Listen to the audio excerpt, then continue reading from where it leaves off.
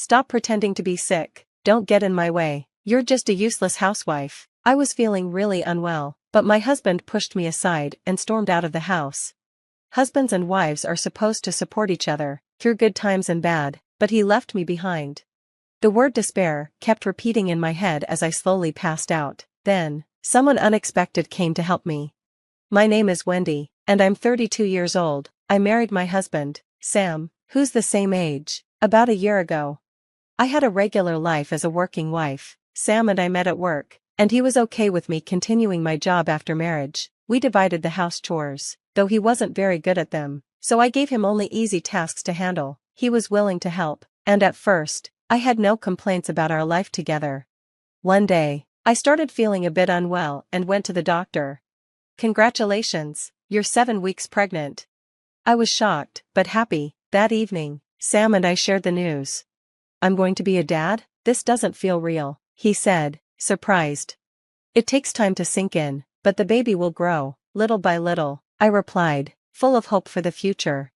For a while, we were thrilled, but things soon took a difficult turn. "Hey, where's dinner? You were supposed to cook today, and the bathtub is still dirty." "I'm sorry, I wasn't feeling well and couldn't do anything," I said, trying to apologize. I was in my first trimester and had terrible morning sickness. I felt nauseous all day and couldn't even stand properly. I spent most of my time in bed and had to take sick days from work. I could barely function, but Sam didn't seem to understand. He started getting angry at me. "Don't think you can slack off just because you're pregnant. You expect me to work and do all the housework? How will you be a good mom if you're already this useless?" His words hurt me deeply. I kept asking myself how he could treat me like this, but I also wondered if he saw me as a burden since I couldn't help him as much as before. I thought about going to my parents' house until I felt better, but I didn't want to create distance between us. I kept telling myself that the morning sickness was temporary and would pass in a couple of months. But instead of getting better, Sam's attitude only got worse. After a while, my morning sickness eased, but I started having other health problems. I had to go in and out of the hospital and eventually decided to take a leave from work. I didn't want to risk pushing myself too hard and harming the baby. I spoke with my doctor and my workplace, and we decided this was the best choice for now. Sam didn't seem to care. "Stop relying on me so much. If you can't work, that's your problem," he said coldly. I knew I wasn't working, but my decision was for the baby's safety. Why did he have to blame me for everything? I tried to endure his harsh words. "Sam, I get a small allowance during my leave. Can you help with living expenses by covering a little more from your salary?" I asked. "What? Why should I pay for your part too?" he snapped. His lack of support made me wonder if staying married to him was the right choice. My worries grew bigger and bigger, like a balloon ready to burst. When I found out I was pregnant, I thought everything would be wonderful, but it wasn't. It was the opposite. Then came the final blow, my mother-in-law. "How are you doing, Wendy?" she asked one day. Sam's mom had raised him on her own after divorcing his father. She was a smart and kind woman who had always treated me nicely. "You should move around a bit more while pregnant," she said. "It's tough for Sam to handle work and house chores at the same time. You need to take care of those things." Her words hit me like a ton of bricks. She wasn't a bad person, and I understood her perspective. She'd had children herself and probably thought I should be able to manage, but at that moment, it felt like she was telling me to stop complaining and handle all the housework, even though I was sick and taking time off work. "Yes, you're right," I said weakly. I wanted to talk to her about Sam, but her words made me feel more alone than ever. She didn't seem to understand how I felt. "Let me know if you need help," she said before hanging up. But her offer didn't bring me any comfort. Then one day, things went from bad to worse. That morning, I had a fever and felt so tired I couldn't move much. I also kept feeling nauseous. Somehow, I managed to make Sam's breakfast, but afterward, I collapsed on the sofa. "Stop acting like you're so sick," he muttered as he left for work, glaring at me. I crawled into bed, hoping to feel better, but my condition didn't improve. I was too weak to cook dinner. I thought about ordering food, but money was tight. The allowance Sam gave me wasn't enough, and I had to dip into our savings every month. Plus, the medical bills for the baby's delivery weren't going to be cheap. At this rate, we'd run out of money before the baby even arrived. Feeling desperate, I called Sam. "I'm really sick today. I said. I can't make dinner, can you bring something home? What? Are you kidding me? You're a housewife, that's your job. But I can't even get up. What do you want me to do? Figure it out, I'm busy, don't expect me to do your work. He hung up, leaving me in tears. Later that night, the front door slammed shut. Sam was home. Hey, honey, dinner is. Doesn't matter, I'm going out for a drink, he interrupted. By then, my whole body was burning with fever, and I could barely stand. Sam, I'm really sick, please stay home with me tonight, I begged. But instead of helping, he shoved me aside and yelled, "Shut up, stop pretending to be sick, you useless housewife." And with that, he stormed out. I collapsed in the doorway, too weak to get back to bed. Somebody, please help me, I thought desperately, but no one came. I was completely alone. Then, in my fading consciousness, I heard a voice from far away. "Stay with me," it said. "Who is this?" I murmured weakly before everything went dark. When I woke up, I was lying in a hospital bed, and my mother-in-law was by my side, looking worried. "Wendy, thank God you're awake," she said, relieved. "I called an ambulance when I found you collapsed at the door." Tears filled her eyes as she told me how she had come over, and I was overwhelmed with gratitude. "You're safe now, and so is your baby, I'll get the doctor," she said before quickly leaving the room. The doctor later explained that I had severe anemia and the flu. If Anne hadn't found me, the baby could have been in danger. My fever had been 104 degrees when I arrived at the hospital.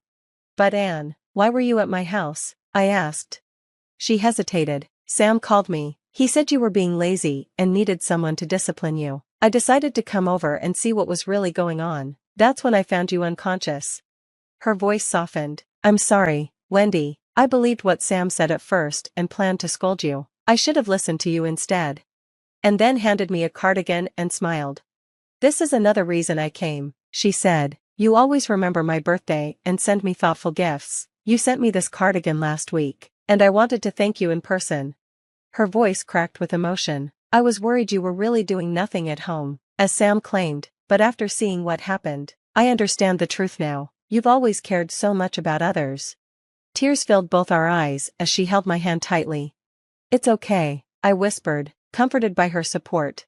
And suddenly became furious. "Sam's my son, but what he did to you is unforgivable. How dare he treat the mother of his child like this?" Her anger gave me strength. When she asked what I planned to do, I told her, and she nodded firmly. "I'm on your side, Wendy, whatever you decide, I'll support you," she said. With her encouragement, I finally made up my mind. After a week in the hospital, Anne came with me to my house. I hadn't heard from Sam at all during my stay, but it didn't matter anymore. When we opened the door, we were hit by a disgusting smell. "What is that stench?" I asked, covering my nose. "It smells like a wild animal's been living here," Anne said, making me almost laugh despite the situation. We found Sam sprawled on the sofa, snoring and drooling. The living room was a disaster zone. "Wake up, you idiot," Anne yelled. Sam jumped awake, startled. "What, Mom? Wendy, you've been gone for days, what have you even been doing?" he complained. And didn't hold back. "What have you been doing, Sam? This house looks worse than a zoo, how could you live like this?" She wasn't exaggerating, the place was disgusting. Empty beer cans and food scraps filled the sink, damp towels and dirty clothes were scattered everywhere, the floors were sticky, and the smell was unbearable. "It's worse than a zoo, even animals are cleaner," Anne said, glaring at Sam. Sam glared back at me. "Don't act like you're better than me, you're the one who..." But Anne cut him off. "You couldn't even take care of yourself for 1 week. This is embarrassing." I looked around and calmly added, "I never realized you were this incapable of living on your own." It was true. I had always done the cleaning, laundry, and cooking before I got sick. The house had never been perfect, but it was never this bad. Now, I finally saw the truth. Sam wasn't just inconsiderate, he was completely useless. "Why did you leave Wendy behind that night?" Anne demanded, her voice sharp with anger. She couldn't believe what he had done. Sam looked like a scolded child, trying to defend himself. "She was faking it," he muttered. Anne's eyes widened in disbelief. "Faking it?" She was pale, burning up with a fever, and barely conscious. "Do you even have a brain?" she snapped. And was usually calm and collected, But this was the first time I had ever heard her raise her voice like this. Sam didn't respond, he just glared at me, his eyes saying, "How dare you turn my mom against me?" Then he muttered in a low, resentful tone, "Don't get carried away. I've been the one supporting you all this time." In the past, his anger would have made me timid and unsure of myself, but not anymore. "Well, fine," I said firmly, "you don't have to support me anymore. I'm ready to stand on my own." "What's that supposed to mean?" he asked, confused. "It means I don't need you. Who would want to stay married to a grown man who acts like a helpless child and can't even clean up after himself?" I had put up with his attitude for too long, but this time, it was different. He had gone out drinking while I was seriously ill, trashed the house, and showed he couldn't take responsibility as a husband or father. I glared at him and asked, "By the way, you said you were out drinking with friends, but were you really? What were you actually doing?" His eyes flickered nervously. "That's none of your business," he mumbled. "Oh, it is her business," and said sharply, "She's your wife and has every right to know. Now, tell us the truth." Sam fidgeted under her intense gaze. "Well," he hesitated, but when he saw we weren't backing down, he finally admitted, "I'm sorry." As it turned out, Sam had been having an affair with a coworker ever since I became pregnant. It was such a cliché, I almost laughed. "What's her name? What department does she work in? How often were you seeing her?" And I grilled him, taking turns. While he stammered through his answers, I stopped the recording on my phone. "Got it, we've got your confession on tape," I said with a smirk. Sam's face darkened. "You tricked me," he shouted. "Yep, so what?" I replied. "Honestly, you saved me the trouble of hiring a private investigator. Thanks for being so cooperative." His expression turned into a mix of frustration and defeat. "You fooled me," he muttered bitterly. I couldn't help but shake my head. "The logic you have is unbelievable," I thought. "You were out cheating while pretending to be the victim, but sure, blame me for your mess." When I saw Sam stubbornly refusing to admit his faults, a wave of misery washed over me. I sighed deeply and muttered, "You're selfish, arrogant, and a liar, just like your father." "No, not my dad." The remark hit him like a slap in the face. His reaction was understandable. He despised his father, a man who, according to Anne, was mean, often drunk, and violent. Sam's parents divorced when he was in middle school, and he had spent years distancing himself from his father's shadow. Hearing that he resembled the man he hated was unbearable. "I don't drink or act like him," he protested. And interjected, her tone sharp, "That's not the point she's making." She looked him squarely in the eye. "Do you know how many times your father left me sick and pregnant, going out drinking while I suffered alone? Sons do become like their fathers after all. If I'd known, I would have divorced him before you could even remember." Her voice carried both disgust and sadness. Sam froze, his defiance dissolving into shock. "I won't let my grandchild have a father who's a bad influence," and continued, "Don't you agree, Wendy?" "Absolutely," I replied. "We don't need him, or rather, we're better off without him." Sam's face turned pale. The weight of Anne's words seemed to crush him.